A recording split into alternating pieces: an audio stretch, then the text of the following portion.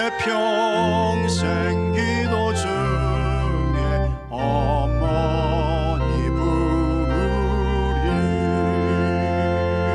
아멘.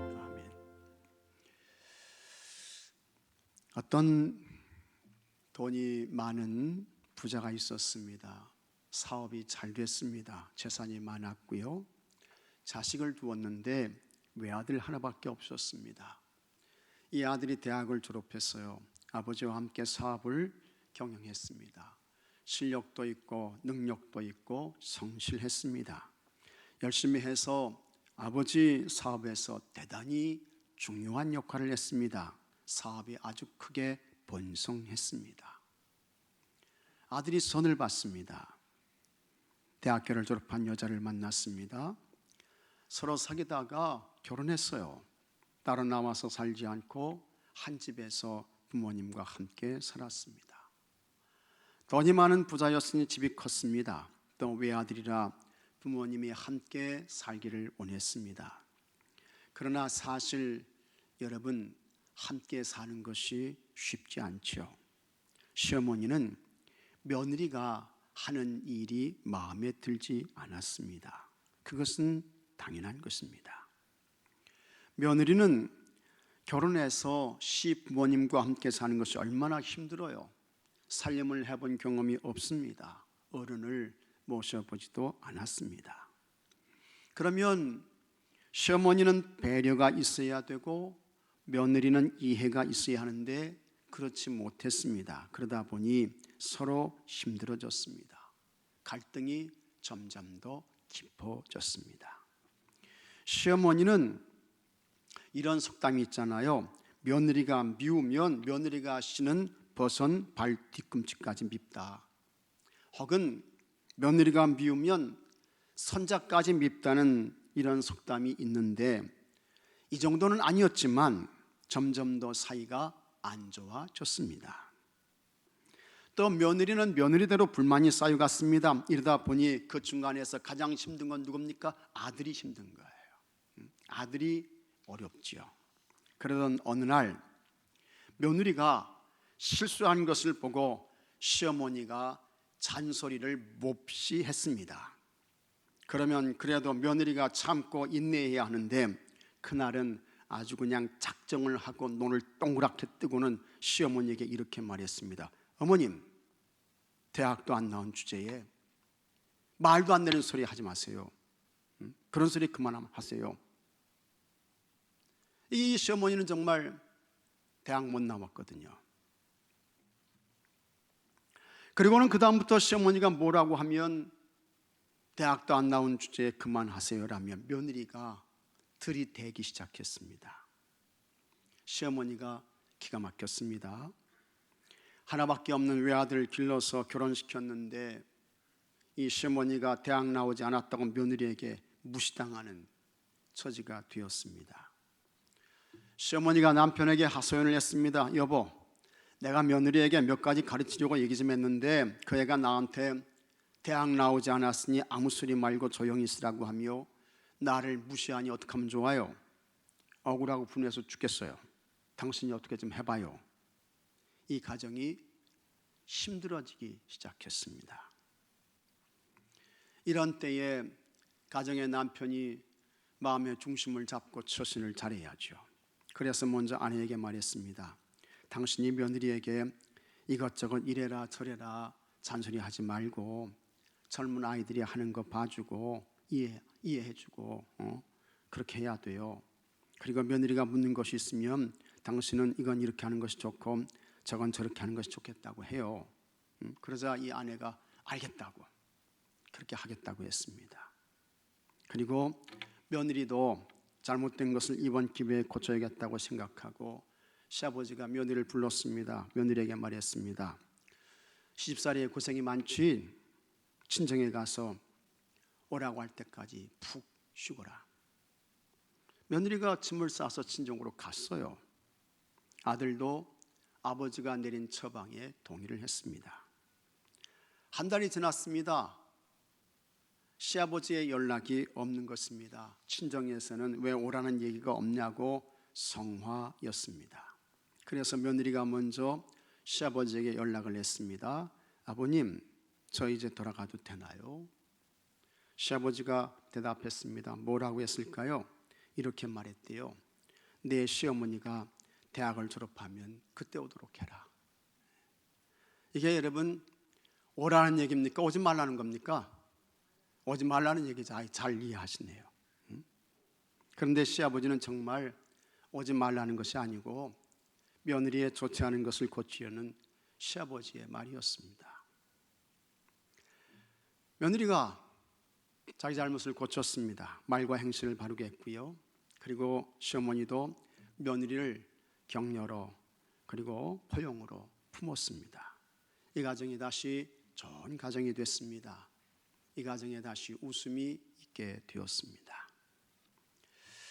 고린도전서 13장을 우리는 사랑장이라고 이야기를 하죠. 사랑이 없으면 아무것도 아니라는 것입니다. 예언도 패한다고 했습니다.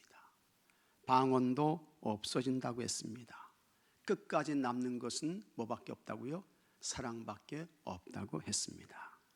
그래서 믿음, 소망, 사랑 이 세 가지는 항상 있는데 그 중에 제일은 사랑이라 했습니다. 이것이 고린도전서 13장의 사랑장입니다. 이 사랑장의 근거에서 생겨난 것이 있습니다. 그것이 며느리전서 13장입니다. 며느리전서 13장. 저도 처음 봤어요. 여러분들도 아마 처음 보실 것입니다. 그 내용이 다음과 같습니다. 내가 시어머니께 예쁜 얼굴로 애교 있는 말을 할지라도 사랑이 없으면 소리나는 구리와 꽹과리가 되고, 내가 배운 게 있어 영어를 잘하고 돈 버는 등이 있을지라도 시어머니에 대한 사랑이 없으면 아무것도 아니요, 내가 내게 있는 신용카드로 시어머니께 선물을 사드려도 그 속에 사랑이 없으면 아무 유익이 없느니라. 시어머니에 대한 사랑은 시어머니가 무리한 요구를 할지라도 참고 심한 말을 할지라도 온유하며, 남편이 시어머니의 편을 들지라도 투기하지 아니하며, 며느리로서 교만하지 아니하며, 며느리로서 무례히 행치 아니하며, 화가 목구멍까지 올라와도 삭히며, 뒷바라지가 힘들지라도 끝까지 견디느니라. 그런즉 며느리에게 미모, 능력, 사랑 이 세 가지는 항상 있을 것인데 그 중에 제일은 사랑이라. 이게 며느리전서 13장이래요. 며느리에게 미모, 능력, 사랑 이 세 가지는 항상 있을 것인데 그 중에 제일은 사랑이라. 이런 말씀 들으면 우리 시어머니들이 대단히 좋아하셔요. 기뻐하셔요. 그런데 반면에 젊은 분들은 고개를 갸우뚱할 수 있습니다. 그러나 여기서 우리가 꼭 기억하면 놓쳐서는 안 될 것이 있습니다.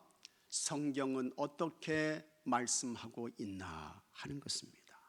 이걸 우리가 놓쳐서는 안 됩니다. 아무리 세상 사람들이 뭐라고 이래라 저래라 떠들어대도 성경이 말씀하면 그것은 옳은 거예요. 그러나 성경이 아니라고 하면 그것은 아닌 것입니다. 왜 그렇습니까? 성경은 하나님의 말씀이기 때문인 것입니다. 믿습니까 여러분? 성경의 이야기를 들으셔야 돼요.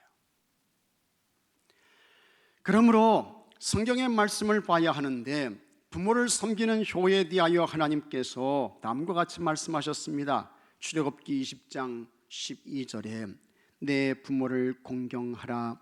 그리하면 내 하나님 여호와가 내게 준 땅에서 내 생명이 길리라. 신명기 5장 16절에는 너는 내 하나님 여호와께서 명령한 대로 내 부모를 공경하라. 하나님께서 어떻게 해요? 명령하셨다는 거예요. 명령한 대로 내 부모를 공경하라. 그리하면 내 하나님 여호와가 내게 준 땅에서 내 생명이 길고 복을 누리리라. 에베소서 6장 1절에는 사도 바울이 자녀들아 주 안에서 너희 부모에게 순종하라. 이것이 옳으니라. 내 아버지와 어머니를 공경하라. 이것은 약속이 있는 첫 계명이니 이로써 내가 잘되고 땅에서 장수하리라 했습니다. 그러나 부모에게 효를 행하기는커녕 부모를 폭행해요. 부모를 때려요. 부모 때리는 사람 저도 봤습니다. 부모를 막 때리더라고요. 그 다음에 부모를 저주합니다. 그런 자들에 대해서는 하나님께서 아주 강력한 처벌을 말씀하셨습니다. 출애굽기 21장 15절에 자기 아버지나 어머니를 치는 자는 반드시 죽일지니라. 반드시예요. 17절에는 자기의 아버지나 어머니를 저주하는 자는 반드시 죽일지니라. 그러니 우리 하나님께서 부모들을 얼마나 소중하게 여기셨고, 부모에게 효를 행하는 자에게는 하나님께서 복을 주시고, 부모를 업신여기거나 폭행하는 자에 대해서는 하나님께서 무관용의 원칙을 적용하셨음을 볼 수 있습니다. 그러므로 여러분 각자의 부모님들께 잘해서 하나님의 사랑과 돌봄을 받고 하나님의 복을 받고 누리는 여러분들이 되기를 축복합니다. 그 다음에 우리가 보아야 할 더 중요한 것이 있는데, 우리 예수님은 부모께 어떻게 하셨나 하는 것입니다. 예수님은 어떻게 하셨나 하는 것입니다. 우리 예수님께서 30세에 하나님의 부름을 받으셨습니다.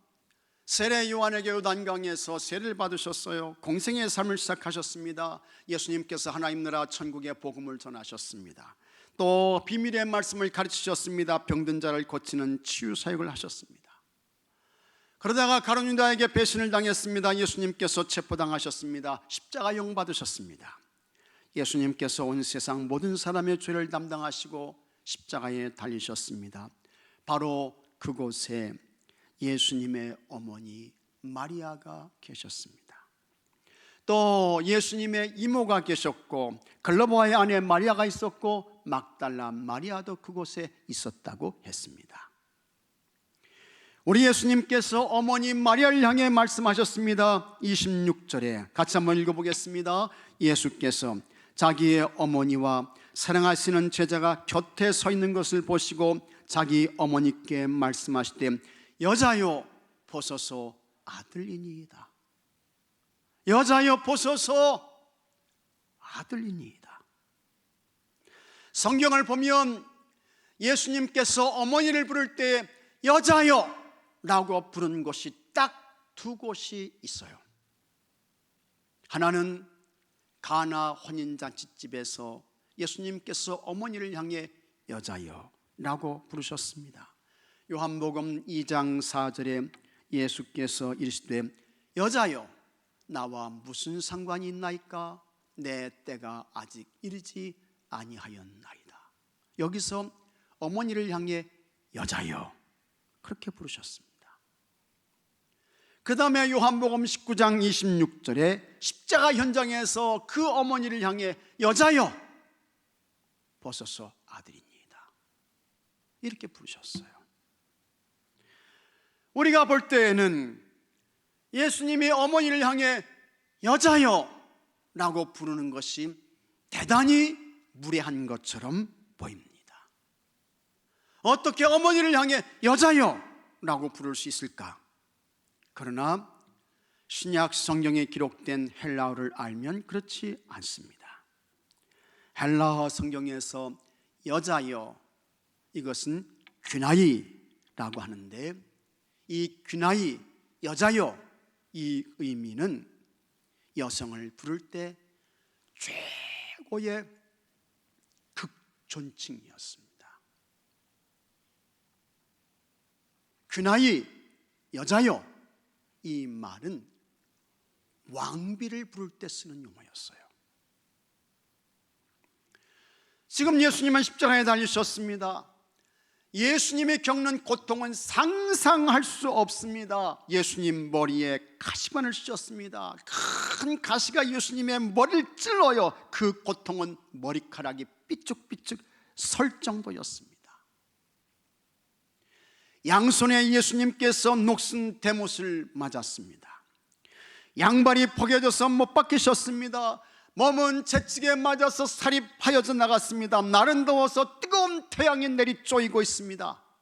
파리떼가 극성이에요. 예수님의 피냄새를 맡고 골고다 언덕에 있었던 그 모기들이 달려와 가지고 예수님 몸에서 피를 뽑아내고 있습니다. 사람들은 예수님을 향해 조롱과 멸시를 퍼붓습니다. 진짜 하나님의 아들이고 그리스도라고 하면 지금 당장 십자가에서 내려오라는 것입니다. 몸은 발가벗겨졌어요. 그림에는 천이라도 들어오고 계시지만 로마가 정치범을 처형할 때는 완전히 발가벗겨서 알몸으로 처형했습니다. 어떤 무엇을 생각할 겨를이 없는 것입니다. 그런데 예수님은 정신을 잃지 않으셨습니다. 십자가 현장에 계신 어머니를 향해 극존칭을 쓰시며 여자여 보소서 아들입니다. 아들입니다. 예수님 말씀하신 것입니다. 이 정도로 우리 예수님은 어머니를 존귀하게 여기셨습니다. 십자가 위에서조차 예수님은 어머님께 대한 존경과 효의 마음을 잃지 않으셨던 것입니다. 그러니 예수님께서 십자가 상에서조차 어머니께 대하여 그렇게 하셨다고 하면 우리도 마땅히 부모를 존중해야죠. 존경해야 돼요. 존귀하게 여기며 부모에게 최선의 효를 행해야 되는 것입니다. 그렇게 하는 것이 예수님 닮는 것입니다. 그렇게 하는 것이 예수님 따라가는 진짜 제자의 모습인 것입니다.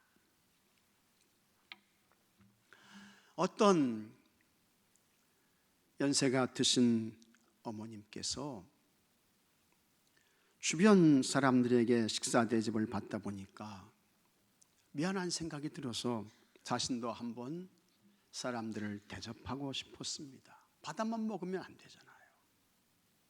때로는 대접해야죠. 그래서 아들에게 그 사실을 이야기했습니다. 뭐 이렇게 이야기를 했겠죠. 내가 이제 많은 노인들로부터 이렇게 이제 대접을 받는데 나도 좀 그분들을 대접하고 싶다. 그러니 필요한 돈을 좀 주면 좋겠다. 대접할 수 있도록 나에게 돈 좀 다오. 이렇게 이야기를 했겠죠. 그러면 그 아들이 어머니를 생각해서라도 웬만하면 노인 어른들 잘 대접하시고 어머니도 누구한테라도 절대로 밀리지 마세요. 아주 떳떳하고 당당하게 노인 어른들 잘 대접하세요. 그러면서 이 아들이 어머님께 대접할 돈을 좀 넉넉하게 드리면 좋잖아요. 좋잖아요. 이럴 때 아들 노릇 제대로 한번 하면 어머님께서 참 얼마나 기뻐하시겠습니까? 그러나 그 아들은 그렇지 못했습니다. 아들이 어머니에게 말했습니다. 집사람한테 얘기해 보세요. 아마 줄 겁니다. 그리고는 일하러 갔습니다. 그날은 9월 14일이었습니다. 어머니는 싫었지만 할 수 없이 어렵게 며느리에게 말했습니다. 그랬더니 며느리가 4만 원을 주었습니다. 4만 원. 아무리 생각해도 4만 원 가지고는 여러 사람을 대접하는 것이 어려웠습니다. 그래서 다음 날 다시 며느리에게 말했습니다. 며느리가 3만 원을 더 주었습니다. 그래도 7만 원을 가지고는 여러 사람에게 식사 대접을 하는 것이 힘들 것 같아서 다시 또 다음 날 며느리에게 말했습니다. 며느리가 시어머니에게 4만 원을 더 주었습니다. 모두 11만 원을 받았습니다. 11만 원이면 여러분 요즘 같으면 10사람이서 갈비탕 한 그릇씩 먹으면 끝이에요. 그냥 그런 갈비탕 한 그릇 먹으면. 아니면 뭐 중국 음식점 가가지고 탕수육 하나 먹고 짜장면 한 그릇 먹고 그러면 끝나는 것입니다.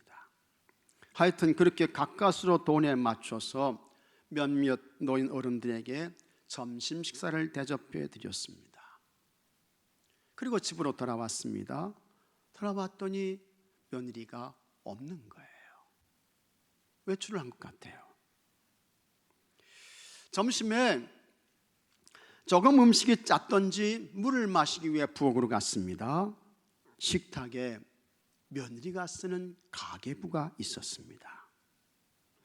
마침 그날따라 며느리가 쓰는 가계부가 식탁 위에 있었고 이상하게 이 가계부가 열려 있었습니다. 그래서 이 시어머니가 보려고 해서 본 것이 아니고 이 가계부가 열려 있어서 보았는데 그날 시어머니는 가계부를 보고 심장이 멈추는 것 같은 충격을 받았습니다. 며느리가 쓰는 가계부에 이렇게 적혀 있었습니다. 왼수 9월 14일 4만 원, 왼수 9월 15일 3만 원, 왼수 9월 16일 4만 원. 시어머니는 심장이 벌떡벌떡 뛰기 시작했습니다. 다리에 힘이 풀렸어요. 정신이 혼미해졌습니다. 그 자리에 털썩 주저앉았습니다. 그리고 눈에서 뜨거운 눈물이 쏟아졌습니다. 남편 되시는 분이 먼저 세상을 떠났을 때에도 그렇게 울지는 않았습니다. 모든 것이 싫어졌습니다. 이러면서까지 내가 생을 살아야 할 이유가 있나 하는 스스로에 대한 자괴감으로 어머니는 한없이 무너지고 있었습니다. 이건 여러분 진짜 아니죠. 이렇게 하면 안 되는 거예요. 우리의 존재가 어디서부터 왔습니까? 부모님을 통해서입니다. 그리고 부모를 통해 컸어요. 성장했습니다. 또 어느 누구도 예외 없이 시간이 지나면 우리 몸은 쇠약해집니다. 그러다가 하나님이 부르시는 때가 되면 하나님께로 가는 것인데 그런 순리와 절차를 무시하고 부모를 무너뜨리면 그 사람을 하나님께서 그냥 두시지 않습니다. 하나님은 보시는 분이십니다. 하나님은 아시는 분이십니다. 그리고 하나님은 정산하시는 분이십니다. 그런 하나님께서 부모를 멸시하는 악한 자들을 남겨두시지 않습니다. 여러분, 우리는 하나님 앞에 있습니다. 하나님께서 내 앞에 계시다는 마음으로 여러분의 부모를 존중하십시오. 부모를 공경하시기 바랍니다. 하나님께 최선인 것처럼 육신의 부모에게도 힘껏 해서 우리 하나님께서 칭찬하시고 하나님께서 잘되게 해주시는 은혜가 여러분에게 있게 되기를 바랍니다. 예수님께서 십자가상에서 어머니에게 여자여 보소서 아들이니이다 라고 말씀하신 후에 그 다음에는 제자에게 이렇게 말씀하셨습니다. 27절에 또 그 제자에게 이르되 보라 내 어머니라 하신데 그때부터 그 제자가 자기 집에 모시니라. 예수님께서 말씀하신 이 제자는 누구일까? 26절에는 사랑하시는 제자라고 했는데 이 제자는 사도 요한입니다. 사도 요한이에요. 이 말씀을 보게 되면 예수님께서 십자가에서 죽으실 때 다른 제자들은 다 도망가고 요한만 그 자리에 있었던 것 같습니다. 그 사도 요한에게 보라 내 어머니라, 보라 내 어머니라 예수님 말씀하셨습니다. 여기서 어머니는 헬라어로 메테르라고 하는데 이것의 의미는 낳고 길러준 어머니를 뜻하는 거예요. 낳고 길러준 어머니, 메테르. 그러니까 예수님께서 이 십자가 죽음의 현장에서 보라 내 어머니라 말씀하신 그 의미는 뭡니까? 너를 낳고 길러준 어머니처럼 내 어머니, 내가 더 이상 돌봐드릴 수 없으니 잘 부탁한다, 잘 돌봐달라고 하는 애절한 예수님의 그와 같은 부탁인 것입니다. 교회 전승에 의하면 예수님의 어머니 마리아는 90세까지 사셨다고 합니다. 그런데 사도 요한이 예수님의 십자가 상에서의 부탁에 따라 에베소 교회에서 예수님의 어머니 마리아를 평생 모셨다는 것입니다. 그래서 에베소에 사도 요한 기념교회가 있는데 거기에 성모 마리아의 집도 있습니다. 이와 같은 것들을 볼 때에 예수님은 어머니 마리아에게 정말 잘 하셨습니다. 최선을 다해 어머니를 섬기신 거예요. 어머니를 받드셨습니다. 어머니에게 효를 행하셨습니다. 사생애 30년 동안의 목수일을 하면서 어머니를 섬기셨습니다. 그래서 누가복음 2장 51절에 예수께서 함께 내려가사 나사렛에 이르러 순종하여 받드시더라 했습니다. 순종하여 받드시더라. 또 예수님의 공생의 3년 동안에도 아주 바쁘고 힘든 사역을 하시면서 항상 어머니와 동행하셨습니다. 가나 혼인잔치집에서 첫 번째 기적을 행하실 때 어머니에게 극존칭을 쓰시며 존경과 순종을 하셨습니다. 그리고 십자가상에서 운명하시는 순간에도 어머니를 존귀하게 대하셨습니다. 마지막 운명하실 때는 사도 요한에게 어머니를 부탁해서 평생 어머니를 섬기고 돌봐드리게 했습니다. 이렇게 볼 때에 예수님은 하나님 말씀 그대로 순종하고 행한 효자 중에 효자였습니다. 우리 예수님께서요. 효자 중에 효자셨어요. 여러분, 효자와 불효자가 있습니다. 차이가 뭘까?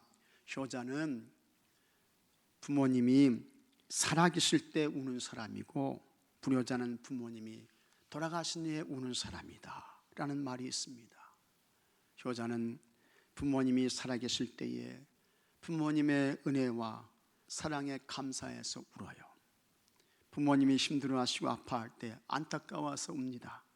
그러나 불효자는 부모님이 살아계실 때는 봉양하지 않고 돌아가신 후에 후회하면서 웁니다.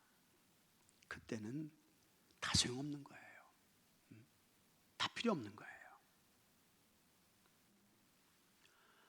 어떤 여자 집사님이 있었습니다. 그 집사님이 불신 시부모님을 모시고 살았는데 모시기가 힘들고 생활이 불편했습니다. 그러던 어느 날 로마서 12장 1절에 그러므로 형제들아 내가 하나님의 모든 자비하심으로 너희를 권하노니 너희 몸을 하나님이 기뻐하시는 거룩한 산제물로 드리라. 이는 너희가 드릴 영적 예배니라. 이 말씀을 읽고 큰 은혜와 감동을 받았습니다. 불신자들은, 예수 안 믿는 사람들은 부모님이 돌아가신 후에 제사를 지내는데 그 정성이 지극하지 않은가?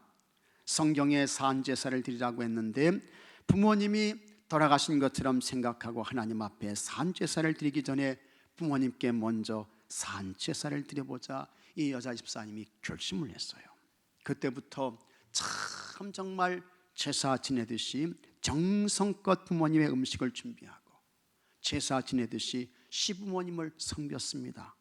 시부모님이 그런 며느리를 보고 아주 며느리를 이뻐했습니다. 어느 날 시아버지가 이 며느리를 불렀습니다. 이렇게 말했습니다. 얘야, 내가 우리 내외를 지극정성으로 잘 섬기니 우리 내외의 마음이 무척 기쁘다. 나도 너를 기쁘게 해주고 싶은데 어떻게 하면 내가 기쁘겠냐. 그 말을 듣자 여집사님의 눈에 이슬이 맺혔습니다. 눈물이 흘렀습니다. 이 여자 집사님이 아주 간절하게 말했습니다. 아버님, 저희의 소원은 아버님, 어머님과 함께 온 가족이 교회에 가는 것입니다. 그 말을 들은 시아버지가 그래? 아이 그게 뭐 어렵니? 이번 주부터 온 가족이 함께 교회 가자.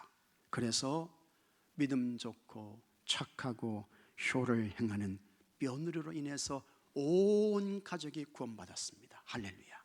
이 며느리가 뭡니까? 축복의 통로가 된 거예요. 이 며느리가 뭡니까? 예배의 통로가 된 것입니다.